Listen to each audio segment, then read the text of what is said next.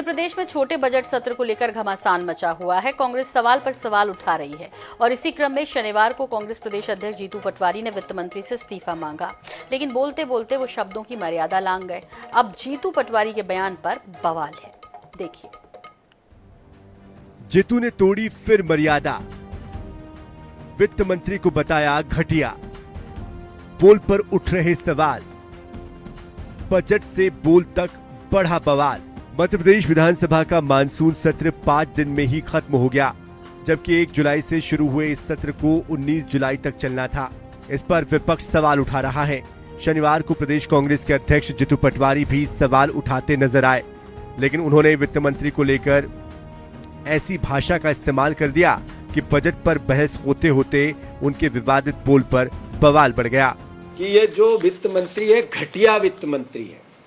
ये मेरा आरोप नहीं है, ये सीएजी का आरोप है। आरोप नहीं है, लिखित में है। सीएजी की जो रिपोर्ट आई अभी 3 दिन पहले, उसमें कहा गया कि 23-24 का जो बजट है उसके अंतर्गत इस सरकार ने जो निर्णय लिए, जो प्रावधान किए, बढ़ा के किए, खर्चा 64% किया और घटिया प्रबंधन के अनुसार पूरी व्यवस्था जमाई।